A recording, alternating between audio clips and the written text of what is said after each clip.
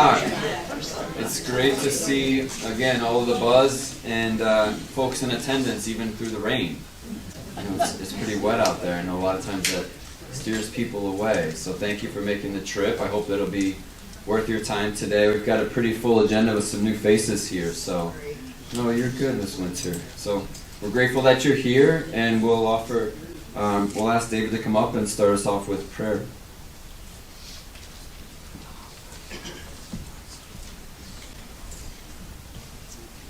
Around and you'll know who are not fair weather friends and neighbors. It's good to see you. Let's have a word of prayer. Dear God, hear us as we pray. As we, if we take a glance to the right or the left, or look out the window, even though it's gray outside, there's still glory and beauty in nature. We could say that your creativity is boundless, your mercy is abundant, your grace is, well, what else could we say but amazing.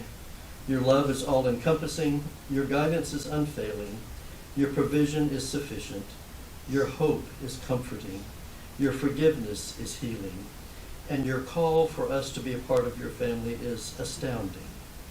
So, Lord, our Lord, how majestic is your name in all the earth. Words would fail to describe your grandeur and your compassion on all that you've created. Now then, Lord, what would you say about us? What would you say about us individually or as a community? May it be that we have lived and brought you pleasure in our living. May it be that we have served others and brought you pleasure in our service. May it be that we have been kind and brought you pleasure in our kindness. May it be that we have been inclusive as you have been, and brought you pleasure by the breadth of our inclusion. May it be that we have protected the weak and brought you pleasure in our defense of the vulnerable. And may it be that we have loved and brought you pleasure in our loving. So, Lord, work in our hearts and lives such that we, as a community, live in response to your care for us by loving and caring for one another and by taking care of your creation. Be with us now as we gather. Bless those who lead us and help us to be grateful always for our fellow residents and our staff. And this we pray in the name of our Lord. Amen.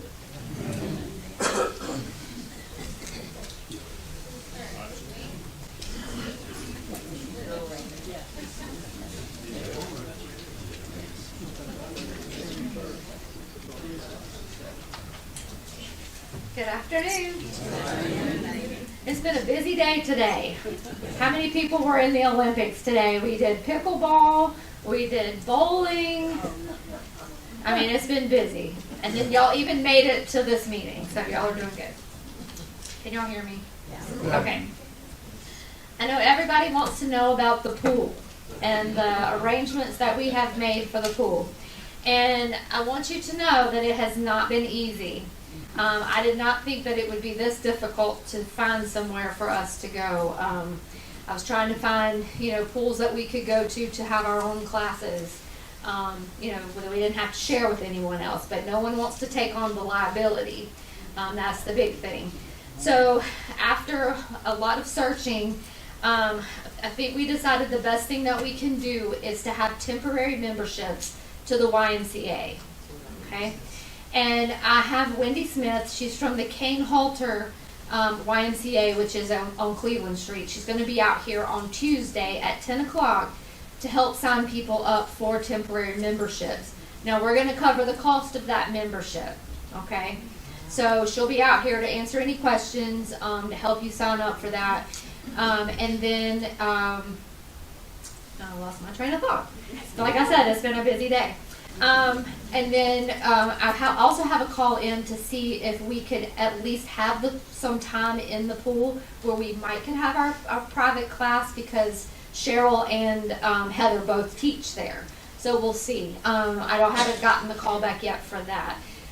But what I was told that the memberships would be good at any of the YMCA. So it wouldn't have to be the Cleveland Street. You could go to the east side.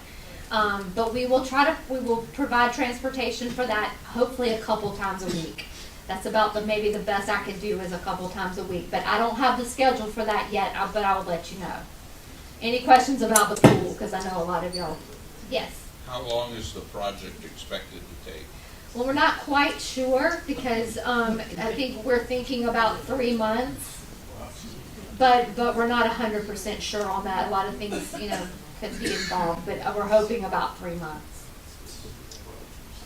But the memberships, will keep the membership as long as our pool is closed. Debbie, if they have insurance, extra insurance, they'll pay for those memberships. Right. So if you do have extra insurance, a Medicare Advantage plan, which we don't always like those here, but if you have that or extra insurance, sometimes it will pay for your membership. So when you come, if you want a membership, you can let her know that, and she will help you get that as well. And that, you know, you would be able to keep that membership. It wouldn't be a temporary one.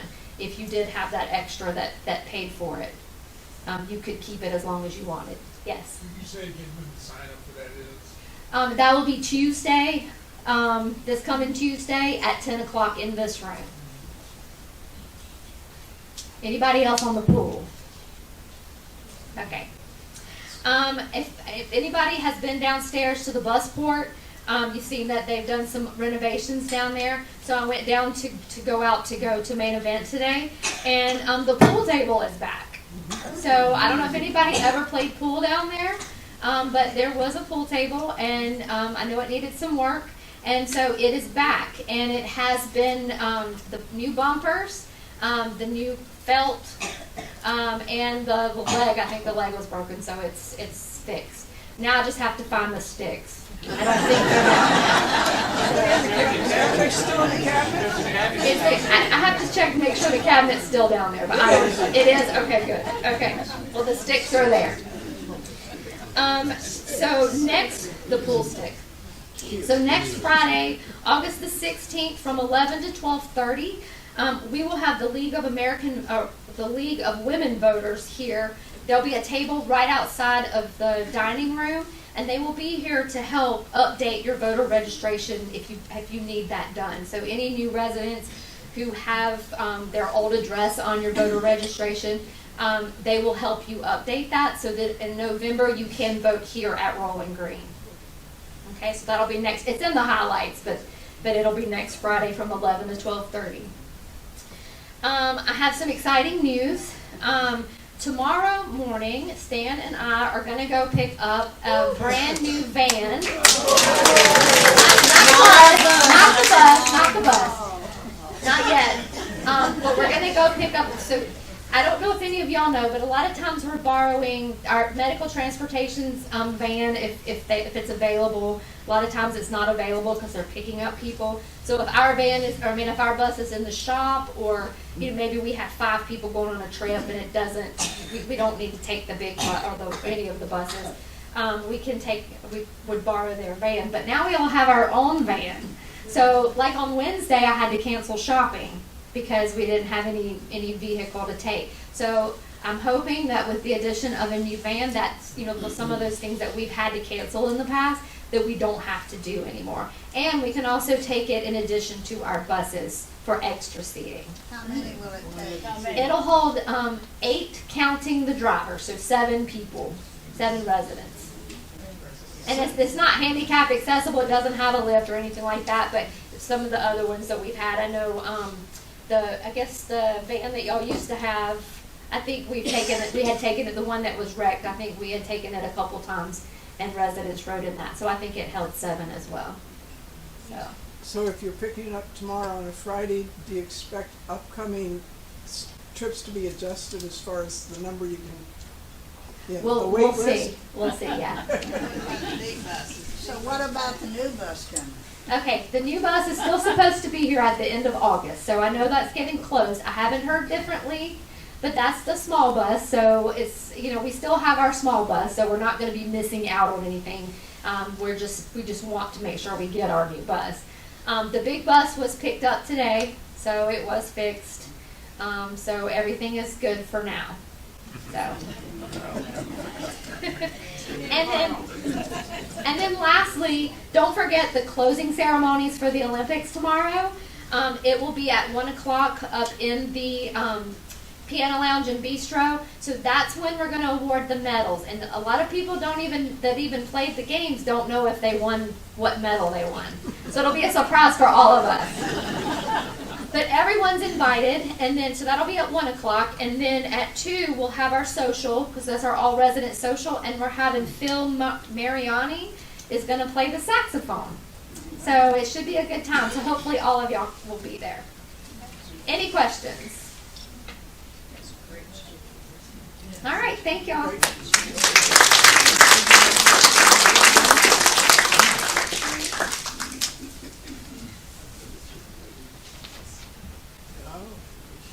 Good afternoon.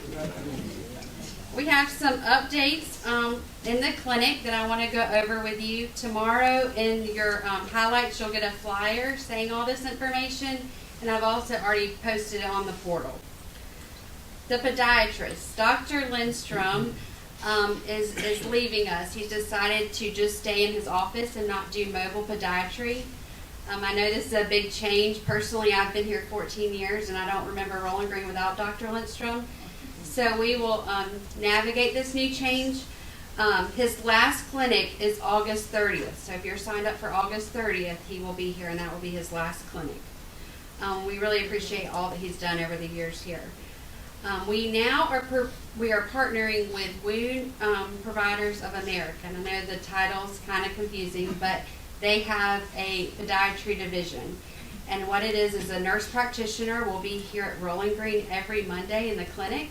She'll see 8 to 15 residents a week. So you're going to be able to spend, like it says on here, your initial visit will be 30 to 40 minutes, and your follow-ups will be 20 to 30. So it's going to be a lot different, but so much better for each one of you. If it'll be more than just clipping your toenails. If you have other concerns, she'll be able to address those. And I'll get to sign up shortly and appointments. And also, Medicare covers you to be seen every 60 days. We've always done 90, so there's going to be opportunity where you may be able to be seen from 60 to 90 and not have to wait that 90 stretch, which will be nice as well. Flu shots, it's that time of year again. Flu shots are Friday, September 27th and Friday, October 4th in the Hummingbird Room. This year we've made a change with our provider. We're going to use Harris Teeter. Scott, who used to work for Bilo, we've partnered with them in the past, and he reached out, and his goals align with ours. So we're going to be working with them. We're excited about this change. We'll go to the next slide, and I'll tell you about sign-ups. So with podiatry, of course, it comes with a consent, right, to be seen. So what we're going to do is we're going to have a sign-up event. We're going to be doing podiatry consents, and we're going to do flu shot sign-up. So we'll have a table for each. So on these 2 days, Monday, September 9th, and Tuesday, September 10th, from 12 to 2 in the library, we will be in there. We'll have both tables. We'll get your consent signed, and we'll get you signed up for your flu shot. As far as appointments with the podiatrist, how that process works is you sign the consent, and then we send your consent and insurance cards to their home office, and then they will schedule you an appointment, and we will give you your normal flyer in your mailbox. So you won't get your podiatry appointment that day. Come sign your consent, because the faster you sign that consent, the faster we can get you on the schedule. So I know those are big changes, but if you have any questions, please come see us in the clinic or call us, and like I said, there will be a flyer in your mailbox tomorrow with all these details. And then lastly, we've had some openings in our home care. So tomorrow, Tracy and Sylvia will have a table at lunch from 11 to 1 with some goodies. So please stop by if you have any questions. We would love to help you in that area. So I've also brought some flyers on the piano if you'd like to grab one when you leave. Thanks so much.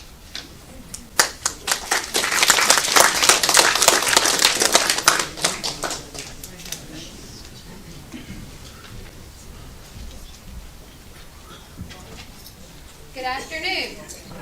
This up a little bit. So I'm going to lend an update in the licensed areas and kind of talk through. But first, I haven't been here for a couple of months, but during the executive director meeting, so I wanted to take the time to introduce some new team members and new faces that you may see within the licensed areas. So I'm going to start by doing that. So over on the wall, we have Trina is first. Trina is our AL residency counselor, so she took Danielle's place as Danielle moved into the transportation manager role.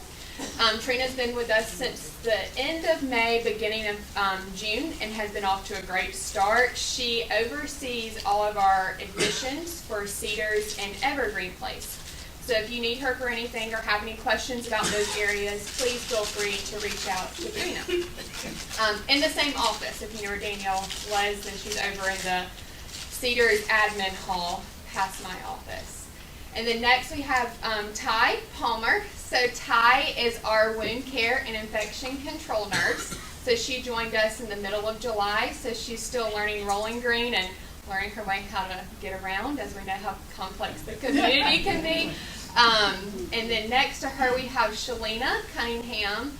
Shalina is our rehab unit manager. So I talked back in May, June, that Danny was leaving us, Danny Presley.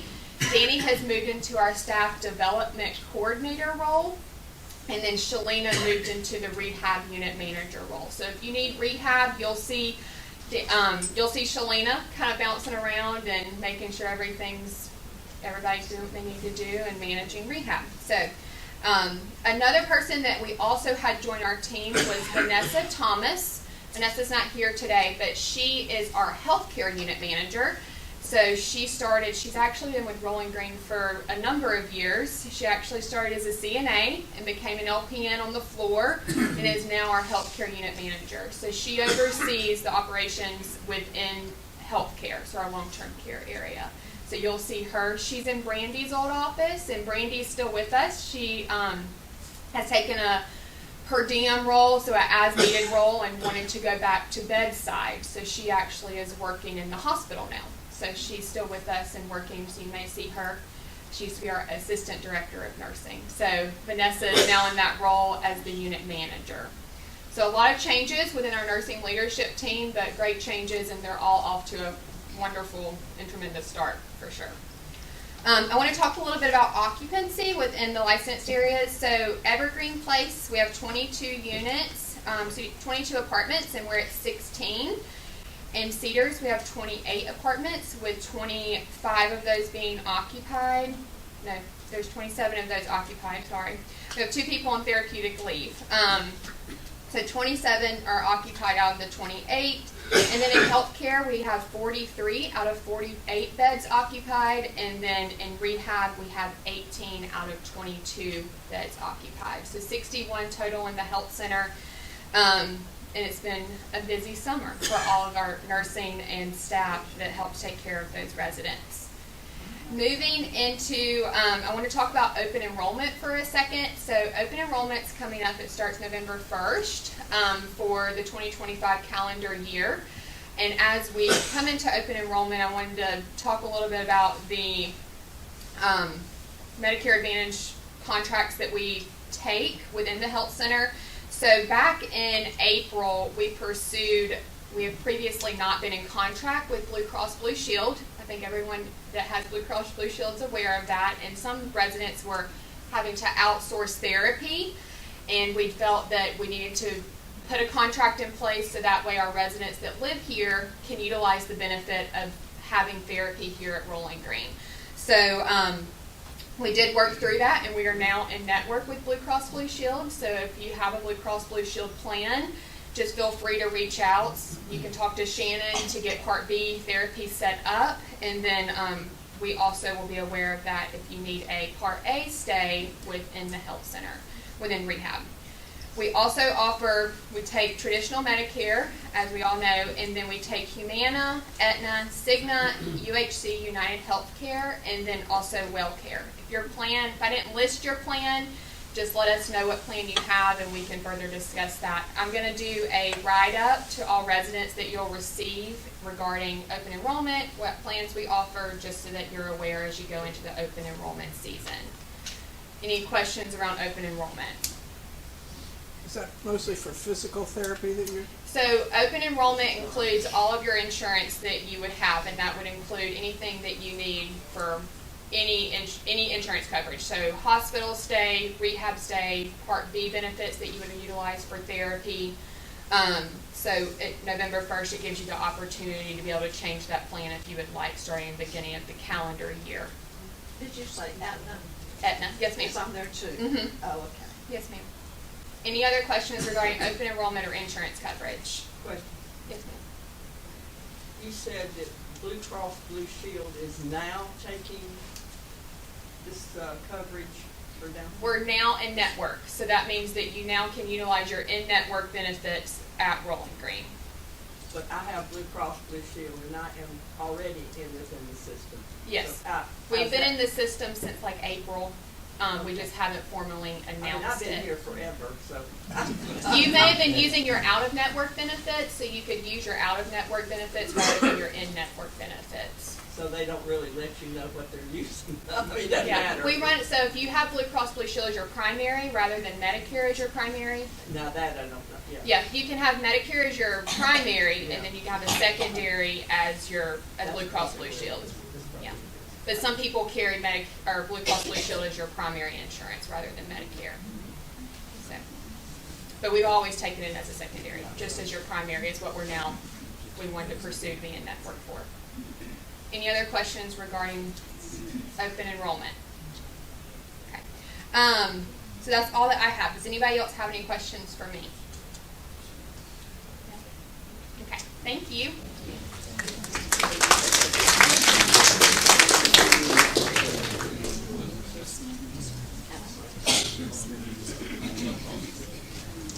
All right, I'm going to try to run through this presentation, but I want to thank Anna Grace and everyone. It's great to see some new faces. The team that we have over in the licensed areas, particularly on the sales side, has been doing a great job. But we've also seen great things from the new nurse leadership. You know, one of those promotions was from within, for Vanessa, who is formerly a CNA. So it's great to see us to be able to grow folks into those leadership roles. Quickly about Medicare Advantage, I think Anna Grace just left. You know, do be mindful of those Medicare Advantage plans as being a primary. You mentioned, Sue, the secondary plans, we accept anything, but those primary plans, you have to have a network agreement. And we do work with Medicare Advantage plans, but some people call them Medicare Disadvantage plans when they're on the provider side, because we do often have to take 20 to 30% less for the same type of care. And then sometimes on your side of it, you may not be able to stay as long as you would want. So there are some disadvantages to that unfortunately folks don't find out until they experience it. So just ask those questions, be mindful. We do feel strongly that Medicare Traditional is a great insurance plan, and then a secondary plan with whomever you want. But we don't find that out until some folks are in the hospital. So just be mindful of that as open enrollment comes around. And we'd be happy to answer any questions that you have about Medicare Advantage between Anna Grace, between Lori, who is our admissions coordinator, and also with Sarah Thomas Johnson, our outreach coordinator. They're all pretty versed on how to navigate some of those relationships. So, wanted to jump in. Phase 2 is a big topic for us, growth and expansion. So I want to give an update here and start off with a little bit of a reminder. So back in May 23rd, folks I think are aware, I've talked about it now for the third straight month, that our board of directors approved moving forward the phase 2 next checkpoint, which is pre-sales. That effort started on July 8th. Within that approval, there's up to $5.5 million that we will be utilizing to get us to through the pre-construction development phase. That's working with our development team, working with general contractors, working with the architecture team. A lot of that pre-planning of all of this development is going to be done. So that's something I want to make sure folks are aware of. And the overall cost that we have been able to work through with our contractors going to market of phase 2 with the final schematic design and construction cost is approximately $140 million today. So I want to make sure folks are mindful of that. So next slide. So phase 2 began on July 8th. I mentioned last month we're off to a really good start. So we're just now at the 30-day mark, and we've already got 41 sales deposits. The goal is going to be 90, That will be a good number though for us to achieve. So 41 right now in 30 days is a really good number. We do have 4 people that are on holds. You could say the check is in the mail. We have had some folks jump off the list. Some people have said I can't wait that long. Some people have decided not to move forward, and we do anticipate that happening.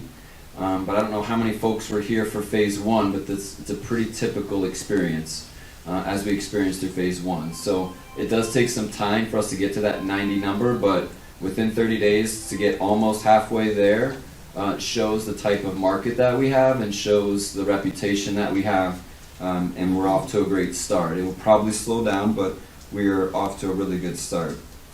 We will lend our next town hall opportunity for you all to visit with a partner that we have coming up probably September, probably leaning towards October. And that's an opportunity. We'll have 2 other sessions like we did with LCS development and with the architecture team. We will have that opportunity to visit probably in October. We'll invite H.J. Sims, it's Tom Bowden. He is the investment banker, to talk to you about how all that financing works. So we're looking forward to that. I think there'll be some really good feedback at that point in time on the project, and also some good opportunity for you all to ask questions and understand more about how this comes together. So we'll move to the next slide. So as we've been talking about phase 2 and getting a lot of resident questions, I've been reflecting upon some of the communication that I have, and I've also noticed over the last week that a good number of folks weren't here for the development part of phase 1. That a lot of folks have moved in during phase 1, so they moved in 2020 after all this pre-development work was done.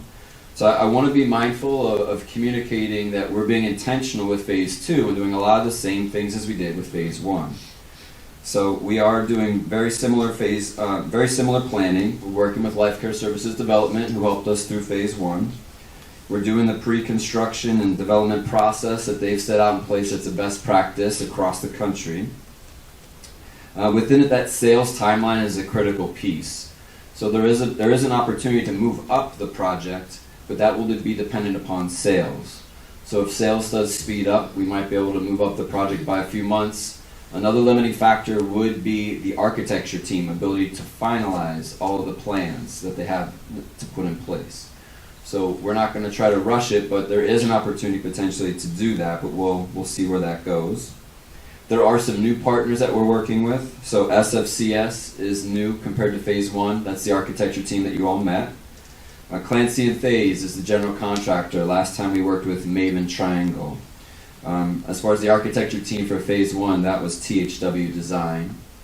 So SFCS is new, Clancy and Thays, and H.J. Sims is kind of new. Tom Bowden, the gentleman that'll be here in October, previously had worked for BB&T. So they had helped us to secure the financing before they became Truist.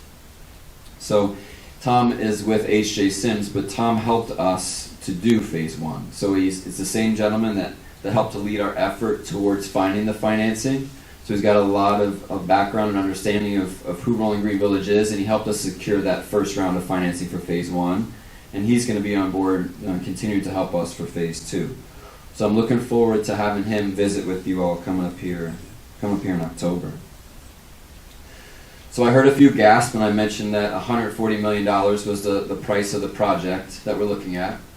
And in the recent months, I've been intentional about trying to provide some perspective for residents. You may not be familiar with this community, but there's a community in Tennessee, south of Nashville, that's doing some similar things. And I do want to use that as kind of a case study for you all to understand, what's going on across the country and what's going on with similar organizations to us. So the community is called Hudson Wood at Spring Hill. So Hudson Wood is about 30 miles south of Nashville. They're developing a community called Bell Springs. So they are a standalone nonprofit similar to us. And they've decided to grow and expand the organization. They're going to be building on a 35-acre campus. They're going to build 172 independent living units, memory care, assisted living, and skilled nursing. Their independent living is going to consist of apartments, duplexes, and cottages. Some of the amenities, let me know if this is familiar. Dining rooms, fitness, pickleball, multi-purpose, and a clubhouse. And this community is actually going to be shifting away from a rental-based community to an entrance fee community like we have been since we opened. So the return of capital entrance fee that we have on our apartments and our cottages, they're making that shift away from rental towards entrance fee. The other thing that's interesting is their pre-construction costs are $17.6 million this year. Our pre-construction costs are $5.5 million. So that's a difference there I want you all to be mindful of. They're going to start construction in 2026, and the total cost of their expansion, they're going to be pursuing tax-exempt bonds and some taxable, is going to be $186 million. So I do have a copy of the case study that was shared with us from Ziegler. I shared it at the Resident Finance Committee meeting, so it should be on the portal, but I'm happy to share this with you all. You're welcome to Google the community just to kind of get a feel for it. With us being a similar single-site nonprofit, I think it's important just to have a little bit of context and understand some of the communities around us and how important it is for communities like us to continue to innovate and continue to improve the community. So I did want to share that just to provide a little bit of context in the work that we are taking on right now with Phase 2. I'm going to jump into some campus improvement updates. Amy talked about the pool. So I appreciate Amy's work to help us secure a plan. I know it took a little while to get there. We'd worked with a couple of hotels, but they kind of shied away from that liability piece. We even looked into people, I don't know if you're aware, there's an app where you can rent somebody's private pool. Kind of like VRBO or Airbnb. So there was one in Greer that Amy found for $50 an hour. You can rent somebody's pool, and it was indoors. So. But none of that aligned, but I do think the YMCA is a good option for us. I know it's not local. I know you can't get there in your slippers. But we do think it's a good option. We are going to pay for your temporary membership. Rolling Green will incur that cost. We're really hopeful to not have this project extend out. I'm grateful for Skip working with the partners that we have. So the pool was drained yesterday. We didn't know exactly how long that was going to take, so it was drained in one day. And then Southern Painting is going to be coming in on Monday, and they're going to create the scaffolding that'll go up to the ceiling. So you'll see quite a bit of change coming Monday. I've asked Skip at some point during this month to have Clarity Pools come out and visit with residents that'd like to sit in and learn a little bit about the project, but also like to maybe ask some questions and get some feedback as we move forward. So it'll probably be towards the end of this month. But I think it's a good opportunity for you all to visit with Clarity. We already have a relationship with them. The other thing to maybe talk about is as we reopen that pool, there might be a few things that we need to do a little bit differently, and just helping you understand why we're making some of those changes. But I think it'll be a really good thing to see this completely renovated. It has been 12 years since we've done any type of significant work. I do think it was overdue to see the degree of rust and condensation and cracks and everything in the flooring there. So just stay tuned, but we will be in touch and keep you posted on that opportunity. A couple of other improvements. The curb appeal we've been talking about. We did do some replacement of some plantings near the Commons front entrance. And also this week, Schneider Tree was out to cut back some of the crepe myrtles outside the Village Center entrance. As far as the Lakeside sidewalk, give you an all update there. We've completed all the riprap installation. We're going to stop where we're at right now, and we're waiting for contractors to come out. Skip's been working with them. It'll probably be next week. They'll be coming out to take a look to give us an understanding of what those repairs are going to be. We're going to look at 2 different options, and then we will revisit with the folks from Lakeside to talk about what we learned and figure out what that path is moving forward. The Hoaxmas sidewalk project that's still on hold.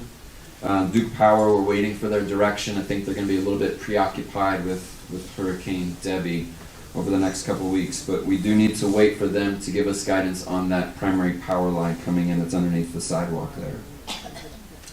The Village Green Courtyard, this is a good thing to share. The resident subcommittee, we've been working together, working with Earth Design, the landscape architects. We've made some good progress.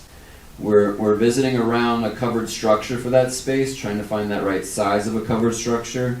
So we had a meeting this past week, and the next step is a meeting in a couple weeks. Once we get the final plans of what we decide upon, again, that's resident and staff engagement, we'll then be taking those plans and then seeking bids from local contractors to help us to redo some of the work in there. So there will be some concrete work, there'll be a little bit of electrical work, there will be some of the structure that's built, and a couple of other elements that will be added to that space. I think it's a pretty important space for us, excuse me.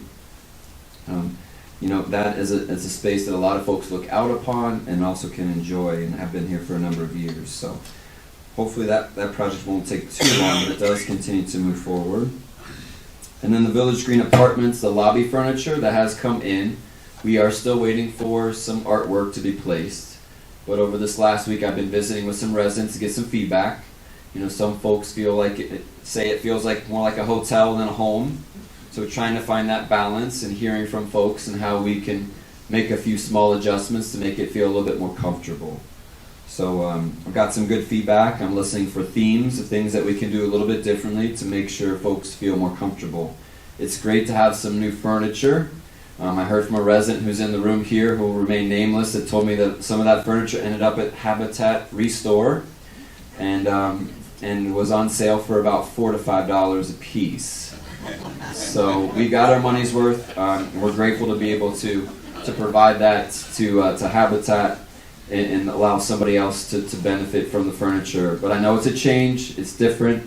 There's new flooring. There's new paint. But the furniture will settle into it. But it does look a lot nicer. And we'll work through some small adjustments. Moving along. We're still waiting to close the books for July, so I'm not able to share those results. I did share the first quarter results in the quarterly communication that went out to everyone on Monday. So we do continue to have a really solid year exceeding our NRI goals. So if anybody has any questions about those, once you review it, you can definitely reach out. We'll go on to the next. The Prayer Chapel also had a communication that went out this week. The capital campaign is getting started, and we are forming a resident committee. Judy and David and I are going to be leading that resident committee to visit before the end of this month to talk about the project moving forward. Working with Batson to get an updated understanding of timelines and an approximate update on costs. Have you decided where it's going to be? It's going to be in the same location that we have planned before, right down the hall here, just a little bit across the hall. And last thing I was trying to run through to give us an opportunity for some questions. So the resident engagement, learned this week we have 182 out of 183 IL apartments that are sold, which is an amazing number. That's 99.4% occupancy. So we only have one efficiency that's available. I want to remind you we do have a resident referral bonus if you have somebody that you know might be interested. But 99.4 is a really great number. We view 90 as kind of the benchmark. It's great if you can get to 90%. Within Life Care Services, we've got an initiative called the Road to 95.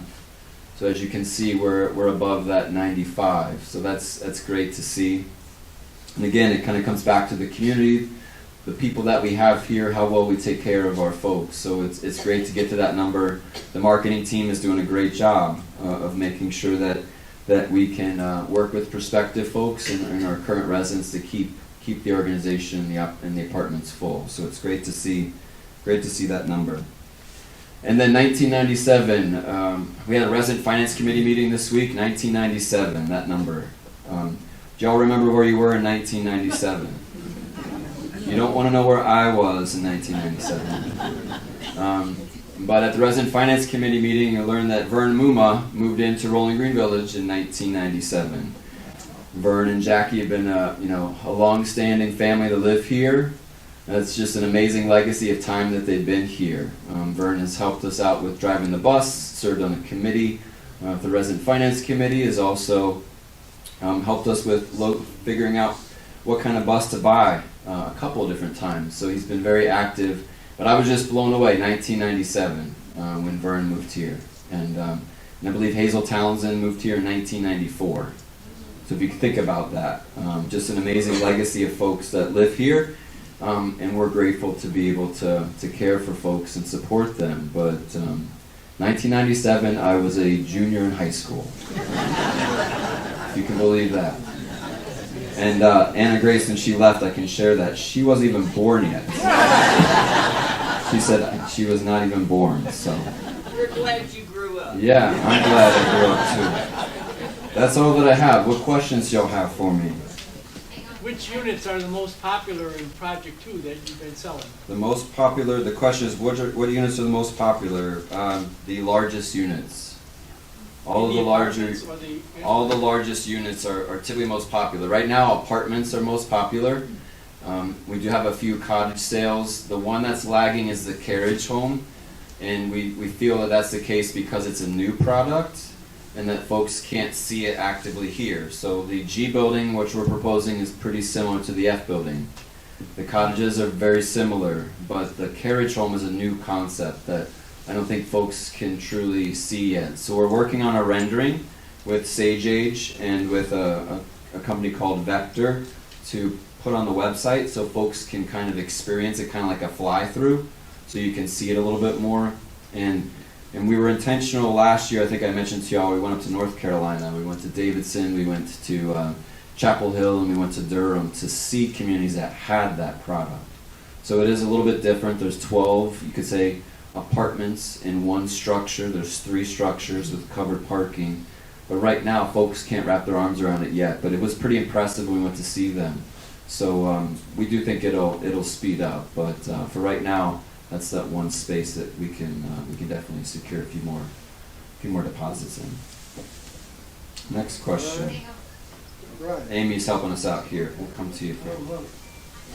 Okay. I have 2 questions. What is your best estimate for the occupancy date for the Phase 2 structures? Yeah, I can't answer that question because Best it all guess. depends. Best guess. It all depends upon the sales process. I think that there's been some numbers thrown out between 2026 and 2027. So, but a lot of it could depend upon, again, the sales process.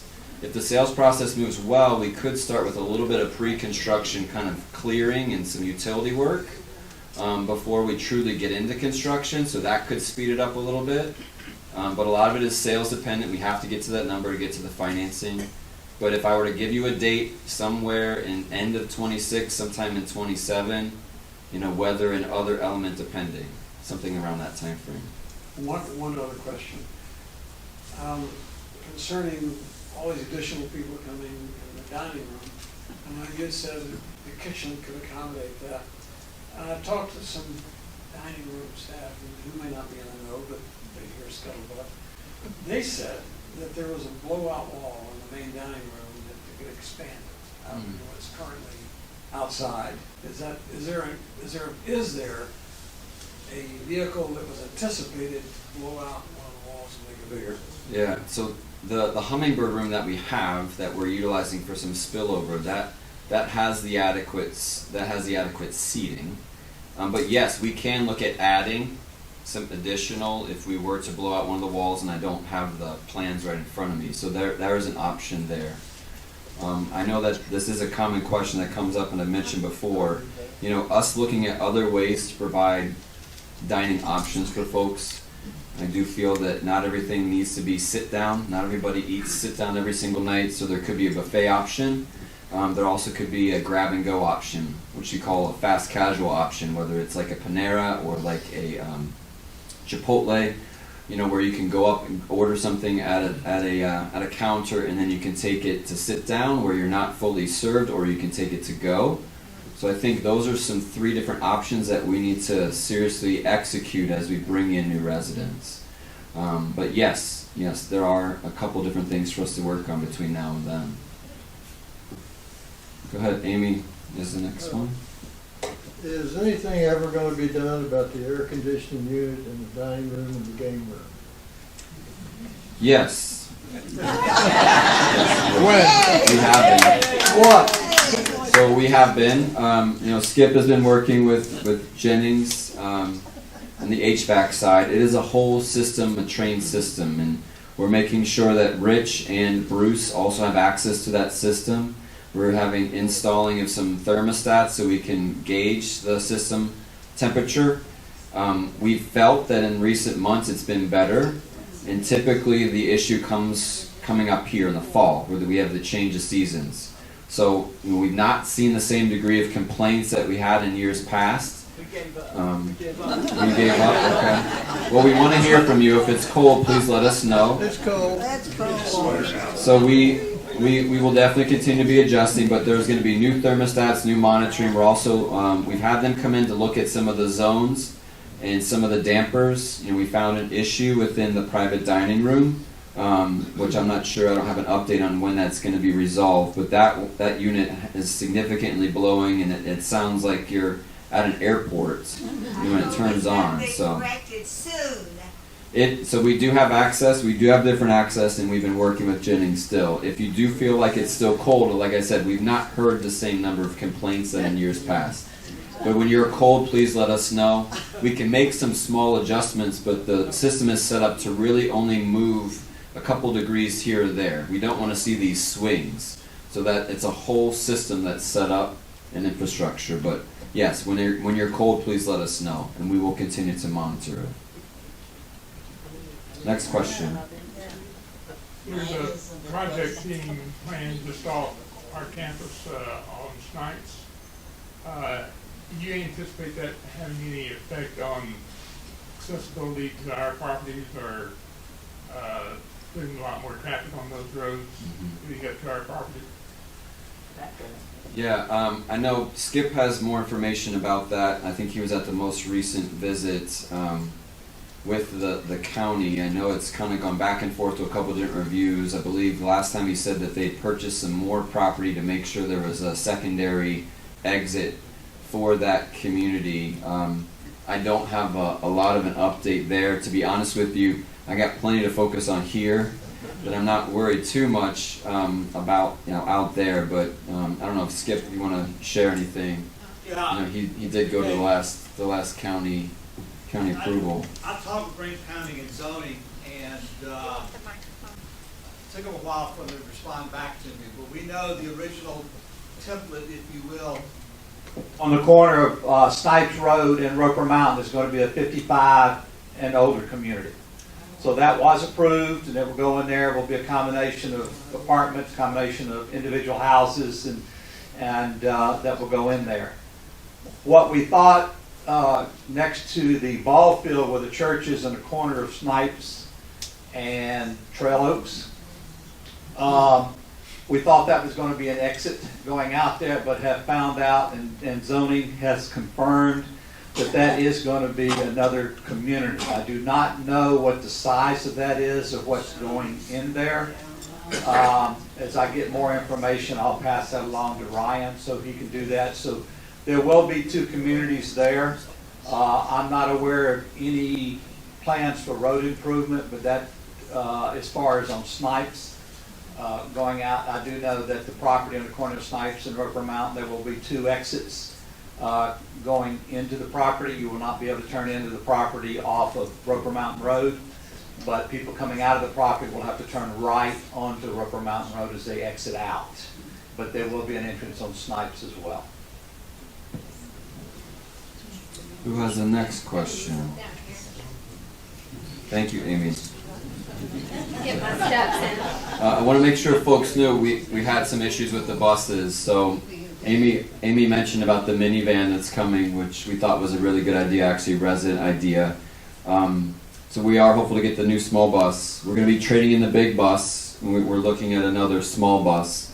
So what we'll shift to is we'll have two new smaller buses and a minivan. So we'll have three vehicles on that side for activities, transport to use.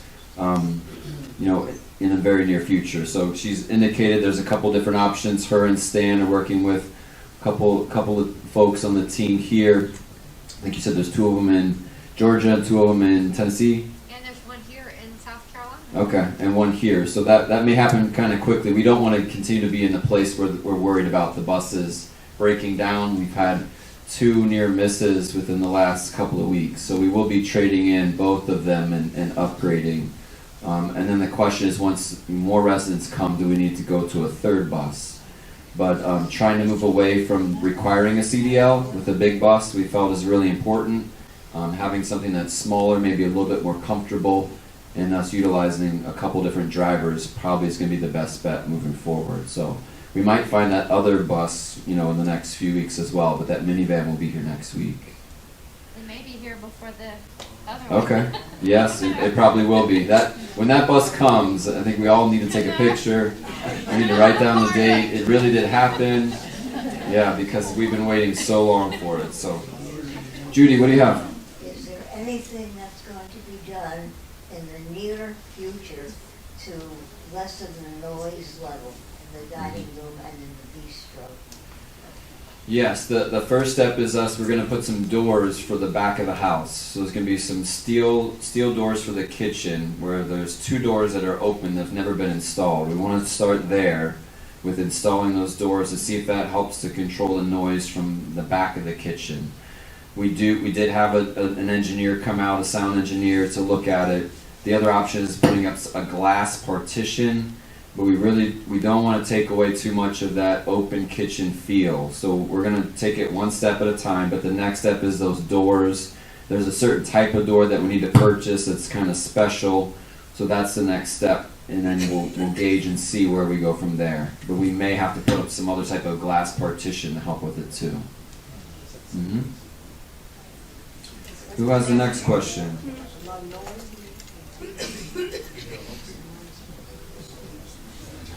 I have a question. I have a suggestion that there be an extra tip for these young people who work in the dining room. They don't have to wait till Christmas. Yeah, Give an extra tip for they them. do a great job. You're right. They are wonderful. Their attitude is so good Yep. that you really need to let them know we appreciate it. Mm-hmm. We definitely will. I know Bruce said that we're going to lose a few folks to go back to school coming up, and you hate to see those folks leave, but with them being in school and furthering their education, we always do encourage that, and we hope we treat them well enough again when they'll come back from time to time and even come back during breaks. So I do think that has been working, and it's great to see the young faces, and we hate to see them move on. But you're right. We do a great job. They do a great job up there. They really do. Next question.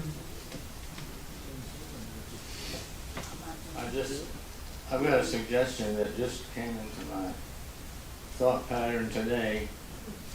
We've got a number, I don't know how many, we've got a number of kitchen staff that seem to be walking home and back, or picking up a ride or whatever. A, there's safety to be considered, and B, maybe we ought to consider an attractive shelter or whatever. It sounds a little bizarre, but these people that we're bragging about are going to be standing in the snow next February. You might want to think that through. I think if we could find something attractive, we ought to consider that. Yeah. I will tell you we've made some significant strides with increasing the wages for all RGV staff, including the folks in the kitchen. I do think if you're seeing somebody walking, they might actually be walking to go smoke off campus, since we are a smoke-free campus. I do think sometimes folks may drop somebody off. I have seen, a staff member sometimes walking down Trail Oaks. I do think that, you're right, that we need to make sure we take care of our staff and providing options to them. I will tell you, you may not be aware of it, but when we do have residents that come on a hardship, we do step up and we try to help them as much as we can. In years past, we've provided some temporary housing for folks. We don't broadcast that, but when those situations arise, we do have an EAP program. We do work with human resources to keep some privacy around that, and to try to help support people if they're in a significant time of need. So, I can tell you about a handful of those over the last few years where we do try to step up and help support them. So, but you're right, we do need to continue to monitor that and keep an eye out for our people. Next question.